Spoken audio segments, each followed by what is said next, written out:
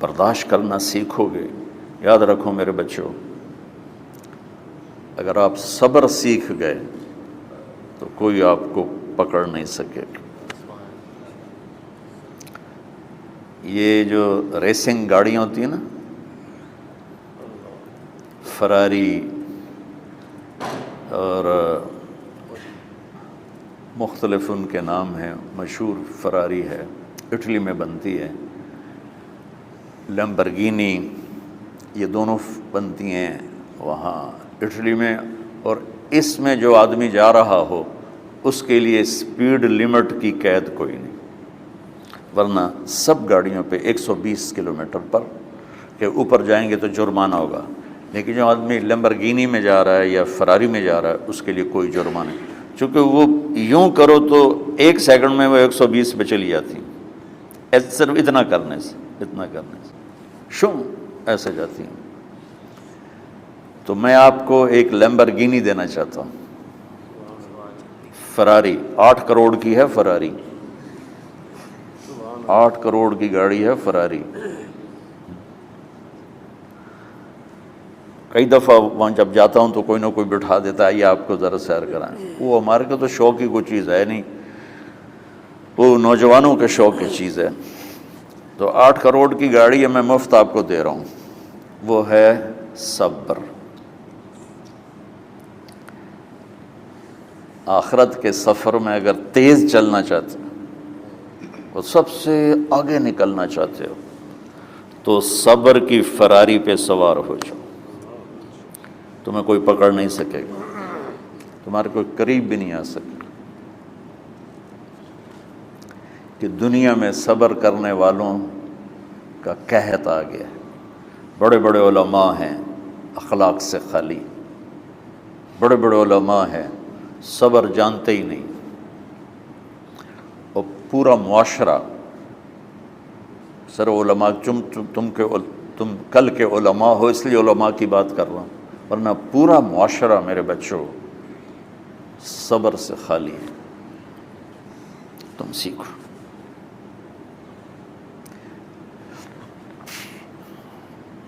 دیکھو میری ایک بات سنو، علم کی کمی ہو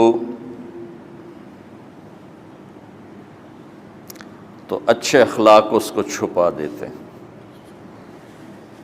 اخلاق کی کمی ہو تو بڑے سے بڑا علم بھی اسے چھپا نہیں سکتا. سارے عیب ہوں اور اخلاق اچھے ہوں تو اخلاق وہ چادر ہے جس میں سارے عیب چھپ جائیں گے. اور ساری صفتیں ہوں اور بد اخلاق ہو تو ہر صفت کو بد اخلاقی چھپا دے گی. میرے نبی نے نماز لمبی پڑھی، اللہ نے روک دیا، کہا نہیں چاہیے. ما انزلنا علیک القرآن لتشقی، مختصر نماز پڑھیں، درمیانی نماز پڑھیں. پیسہ سارا خرچ کر دے، اللہ نے روک دیا. ولا تبسطها کل البسط، میرے نبی سارا خرچ نہ کرو، کچھ بچا کے بھی رکھو. تبلیغ میں اپنی جان کھپائی، اللہ نے اس سے بھی روک دیا. فلا تذهب نفسك علیہم حسرات، تبلیغ کرو خود نہ مر جاؤ. تبلیغ کتنا بڑا عمل ہے، اللہ نے کہا اعتدال سے. نماز کتنا بڑا عمل ہے، اللہ نے کہا درمیانہ ہاتھ رکھو. مال خرچ کرنا کتنا بڑا عمل ہے، اللہ نے کہا درمیانہ ہاتھ رکھو. جب میرے دل میں نے اخلاق میں بلند پرواز دکھائی تو اللہ نے کہا شاباش انک لعلی خلق عظیم. میرا نبی میں آپ کو شاباش دیتا ہوں، آپ کے اخلاق بڑے عالی شان ہیں. یہ نہیں کہا کہ اتنے بھی ذرا تھوڑا اکھ بھی کھائی کر، کوئی کوڑا ہویا کر. تو تم مولوی بڑے غسیلے ہوتے ہو. تم میرے بچے بیٹھو نا، اس لیے بات کر رہا ہوں. صبر نام کی شے ہی نہیں ہوتی.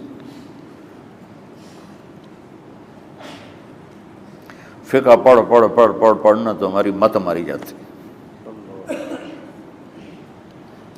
قرآن کو بھی فقہ کے انداز میں پڑھتے ہیں، حدیث کو بھی فقہ کے انداز میں پڑھتے ہیں. بخاری سے زیادہ امام بخاری پڑھاتے ہیں. ترجمۃ الباب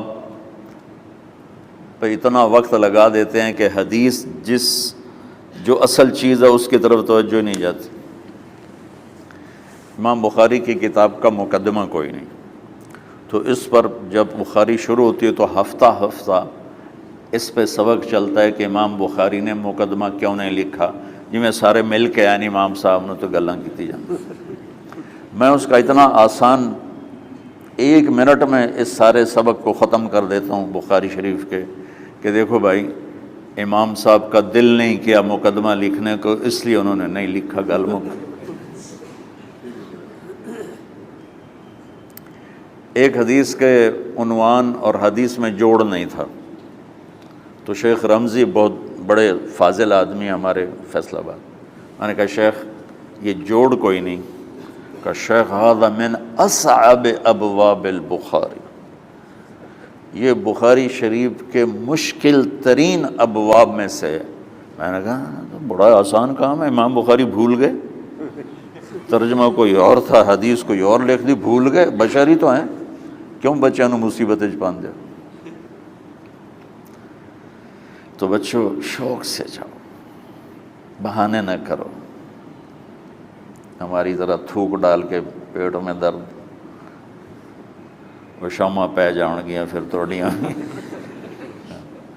ٹھیک ہے نا۔ میں زیادہ بول نہیں سکتا ہوں، ضروری سمجھ کے آیا تھا کہ تم خوشی سے جاؤ۔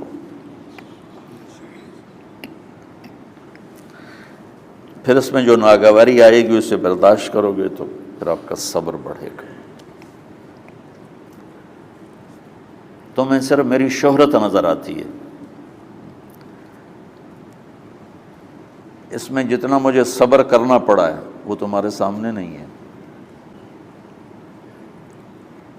جتنی کڑوی گولیاں میں نے کھائی ہیں لوگوں سے وہ تو تمہیں نہیں پتا۔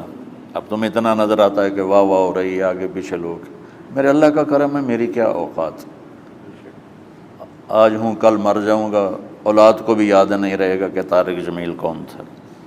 جو ہے اس میرے رب کا کرم ہے، مجھے اپنی شہرت سے کبھی دھوکہ نہیں لگا۔ تو میرے بچوں اس لیے بتا رہا ہوں، کوئی فخر نہیں، کہ مجھے اپنی شہرت سے کوئی دھوکہ نہیں، ایک لمحے کے لیے بھی مجھے دھوکہ نہیں۔ میرے دل کی گہرائیوں یہ بات اتری کہ سب میرے اللہ کا فضل ہے، اور برائی کرنے والا اور اچھائی کرنے والا میری نظر میں برابر ہو گیا ہے۔ برابر ہونے کا مطلب پہلے سمجھو، تو مجھے گالی دو گے مجھے تکلیف ہوگی، تو میری تعریف کرو گے مجھے خوشی ہوگی، اس کو برابری نہیں کہتے، وہ تو ایک طبعی چیز ہے۔ یہ میں نے ہاتھ پہ اپنا ہی ہاتھ مارا تو اس کو درد ہو رہا، تو اگر میں مولوی شوکت صاحب سے بدتمیزی سے بات کروں گا تو ان کو تکلیف ہوگی، اور میں ان کی قربانیاں بیان کروں گا۔ یہ ذرا کھڑے ہونا، ادھر ہاتھ دو، یہ اس سارے نقشے کے بانی ہیں، یہ پہلی اینٹ ہے۔ یہ 3000 روپے اس وقت لے رہے تھے 1985 میں 86 میں کراچی،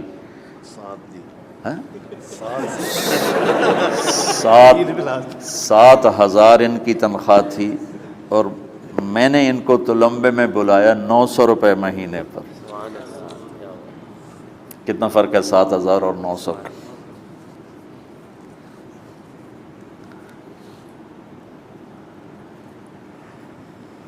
لوگ میری تعریف کرتے ہیں، میں اللہ کا شکر ادا کرتا ہوں، اور اس پہ میں تکبر میں نہیں آتا۔ یہ ہے مدح اور ذم برابر ہو جائے، یعنی تعریف کرنا اور برائی کرنا برابر ہو جانے کا مطلب یہ نہیں ہے کہ برائی سن کے اثر نہیں ہوتا اور تعریف سن کے اثر نہیں ہوتا، نہیں، برابر ہونے کا مطلب بتا رہا ہوں، اس کی توفیق تائید رحمت اپنی اولاد کو بتا رہا ہوں۔ کوئی میری تعریف کرتا ہے میں اللہ کا شکر ادا کرتا ہوں اور اپنے آپ کو بھولتا نہیں ہوں، کوئی میری برائی کرتا ہے تو میرے دل میں اس کے لیے کوئی منفی جذبہ نہیں پیدا ہوتا۔ یہ ہے اچھائی برائی کو برابر کر دینا۔ کہ میرے اوپر مختلف الزام لگتے ہیں تو میں ان کو پی جاتا ہوں، اور اس طرح کا معاملہ کرنے والوں سے اپنے دل کو بالکل صاف رکھتا ہوں، بالکل صاف، اور میرا ان سے معاملہ اسی طرح ہوتا ہے جیسے پھر آؤ جی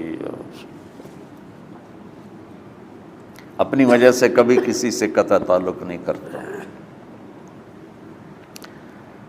تو بچوں، صبر بہت بڑی دولت،